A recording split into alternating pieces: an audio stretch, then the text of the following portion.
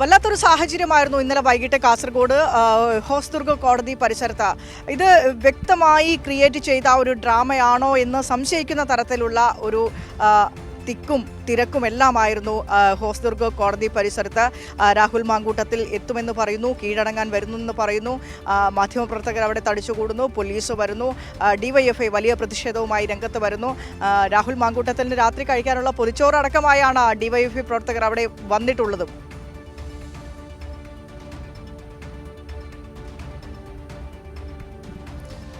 വിനിഷ, ഇന്നലെ ഉച്ചയ്ക്ക് 12 മണിയോടുകൂടിയാണ് കാസർഗോഡ് ഹോസ്ദുർഗ് കോടതി പരിസരം വലിയ ശ്രദ്ധാകേന്ദ്രമായി മാറുന്നത്. കാരണം ഇന്നലെ രാഹുൽ മാങ്കൂട്ടത്തിലിൻ്റെ മുൻകൂർ ജാമ്യാപേക്ഷയിൽ കോടതി വാദം കേൾക്കുകയായിരുന്നു. അതിനുശേഷം അല്പസമയത്തിനകം വിധി ഉണ്ടാകുമെന്ന തരത്തിലുള്ള വിവരങ്ങൾ 12 മണിയോടുകൂടി തന്നെ വന്നിരുന്നു. ഈ സമയത്താണ് മുൻകൂർ ജാമ്യാപേക്ഷ തള്ളാനുള്ള ഒരു സാധ്യതയും അതിനുശേഷം രാഹുൽ മാങ്കൂട്ടം ഈ കോടതിയിൽ കീഴടങ്ങാനുള്ള ഒരു സാധ്യതയും മാധ്യമങ്ങൾക്ക് മുന്നിലെത്തുന്നത്. അതോടൊപ്പം തന്നെ പോലീസിൻ്റെ മുന്നിലും ആ രീതിയിലൊരു വിവരം ലഭിക്കുന്നത്. ഒരു അഭിഭാഷകൻ മുഖേനയാണ് ഇത്തരത്തിലുള്ളൊരു വിവരം പുറത്തു വന്നത് എന്നാണ് അവസാനം ഏറ്റവും ഒടുവിൽ അന്വേഷിച്ചപ്പോൾ നമുക്ക് മനസ്സിലാക്കാൻ സാധിച്ചത്.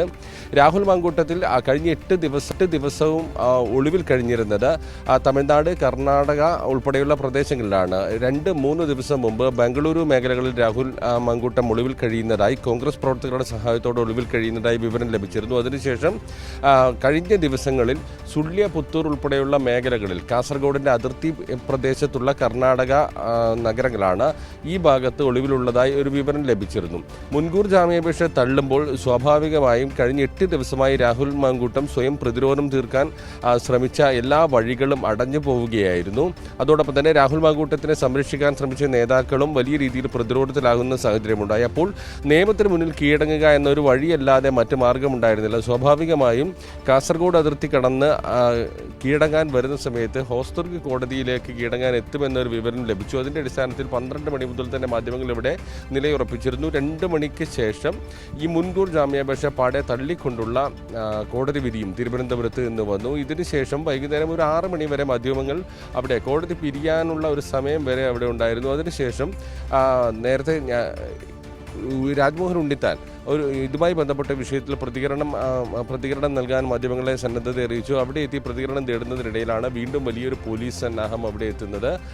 ഹോസ്ദുർഗ് ഡിവൈഎസ്പി സുരേഷ് ബാബുവിൻ്റെ നേതൃത്വത്തിലുള്ള വലിയ പോലീസ് സന്നാഹം ഹോസ്ദുർഗ് കോടതിക്ക് മുന്നിൽ നിലയുറപ്പിച്ചതോടെ വലിയ രീതിയിൽ കാട്ടുതീ പോലെ വാർത്ത പരക്കുകയായിരുന്നു. രാഹുൽ മാങ്കൂട്ടം ഹോസ്ദുർഗ് കോടതിയിൽ കീഴടങ്ങാൻ എത്തുന്നു എന്ന തരത്തിൽ. ആ സമയത്ത് ജഡ്ജ് അവിടെ ചേംബറിലുണ്ടായിരുന്നു. കാരണം ചില കേസുകൾ പരിഗണിക്കാനുണ്ടായിരുന്നു. അതുകൊണ്ട് തന്നെ ജഡ്ജ് ഒരു 6-7 മണി വരെ അവിടെ ചേംബറിൽ ഉണ്ടായിരുന്നു എന്നുള്ളതാണ്. ഡിവൈഎഫ്ഐ പ്രവർത്തകർ ഉൾപ്പെടെ വലിയ പ്രതിഷേധവുമായി അവിടെ എത്തി. AYF പ്രവർത്തകർ, അങ്ങനെ വലിയ രീതിയിലുള്ള പ്രതിഷേധവുമായി ആളുകൾ അവിടെ കോടതി പരിസരത്ത് തടിച്ചുകൂടുന്ന സാഹചര്യമായിരുന്നു. എല്ലാവരും ഒരു സാധ്യത മുന്നിൽ കണ്ടത് നിയമത്തിൻ്റെ മുന്നിൽ കീഴടങ്ങുക എന്ന ഒരു വഴിയല്ലാതെ മറ്റൊന്നുമില്ലാതെ രാഹുൽ മാങ്കൂട്ടം 8 ദിവസങ്ങൾക്ക് ശേഷം ആ കോടതിയിൽ കീഴടങ്ങുന്നു എന്നുള്ളതാണ്. ഡിവൈഎഫ്ഐയുടെ ഒരു പ്രതിഷേധത്തെക്കുറിച്ച് വിനിഷ സൂചിപ്പിച്ചിരുന്നു. നമുക്കറിയാം, പല കാലഘട്ടങ്ങളിൽ വിവാദമായ പല പ്രസ്താവനകളും നടത്തിയ നേതാവാണ് രാഹുൽ മാങ്കൂട്ടത്തിൽ. ഡിവൈഎഫ്ഐ നടത്തുന്ന വയറെരിയുന്നവരുടെ മിഴി നനയാതിരിക്കാൻ എന്ന സന്ദേശവുമായി സംസ്ഥാനത്താകെ 77 ഹോസ്പിറ്റലുകളിൽ പൊതിച്ചോറ് വിതരണം ചെയ്യുന്നുണ്ട്. അതിനെ ആക്ഷേപിച്ചുകൊണ്ട് വലിയ രീതിയിലുള്ളൊരു പരാമർശം രാഷ്ട്രീയ ലക്ഷ്യത്തോടുകൂടി രാഹുൽ മാങ്കൂട്ടത്തിൽ നടത്തിയിരുന്നു. അതിൻ്റെതിരായ ഒരു പ്രതിഷേധം കൂടി ഡിവൈഎഫ്ഐ അവിടെ എത്തി. രാഹുൽ മാങ്കൂട്ടത്തിൽ അറസ്റ്റ് ചെയ്യപ്പെടുകയാണെങ്കിൽ ജയിലിൽ ഭക്ഷണം കിട്ടാൻ ബുദ്ധിമുട്ടും, അതുകൊണ്ട് പൊതിച്ചോറ് നൽകുന്നു എന്നായിരുന്നു ഡിവൈഎഫ്ഐ പ്രവർത്തകർ കൊടിയുമേന്തി അവിടെ എത്തിക്കൊണ്ട് ഒരു പൊതിച്ചോറുമായി അവിടെ എത്തിക്കൊണ്ട് പ്രഖ്യാപിച്ചത്. ഇങ്ങനെ വലിയ രീതിയിലുള്ള സംഭവ വികാസങ്ങളാണ് ഇന്നലെ ഈ പ്രദേശവുമായി ബന്ധപ്പെട്ട്, ഹോസ്ദുർഗ് കോടതി പരിസരവുമായി ബന്ധപ്പെട്ട് ഉണ്ടായത്. രാത്രി വൈകുന്നത് വരെ, രാത്രി 10 മണി വരെ ആളുകൾ അവിടെ തടിച്ചുകൂടുന്ന ഒരു സാഹചര്യം ഉണ്ടായിരുന്നു. പിന്നീടാണ് ഇത്തരം അഭ്യൂഹങ്ങൾക്ക് ചെറിയൊരു വിരാമമായത്. ഏതായാലും ഇങ്ങനെ വലിയ രീതിയിൽ രാഹുൽ മാങ്കൂട്ടം ഈ കർണാടക അതിർത്തി വഴി കേരളത്തിലേക്ക് കടക്കുന്നു എന്ന തരത്തിൽ വിവരം ലഭിച്ചതിനെ തുടർന്ന് പോലീസും ജാഗ്രതയോടുകൂടി ഇരുന്നിരുന്നു. കാരണം ഏത് വിധേനയും അറസ്റ്റ് ചെയ്യുക എന്നത് തന്നെയായിരുന്നു ലക്ഷ്യം. അതിർത്തി മേഖലകളിൽ ഉൾപ്പെടെ വലിയ പരിശോധന നടത്തി. കാസർഗോഡിൻ്റെ മലയോര മേഖലയായ വെള്ളരിക്കുണ്ട്, അതോടൊപ്പം തന്നെ രാജപുരം ഉൾപ്പെടെയുള്ള മേഖലകളിൽ നിതാന്ത ജാഗ്രതയുമായി പോലീസ് ഉണ്ടായിരുന്നു എന്നുള്ളതാണ്. ഏതായാലും നാടകീയമായ സംഭവ വികാസങ്ങളാണ് ഇന്നലെ കാഞ്ഞങ്ങാട് ഹോസ്ദുർഗ് കോടതിയിൽ നടന്നത്.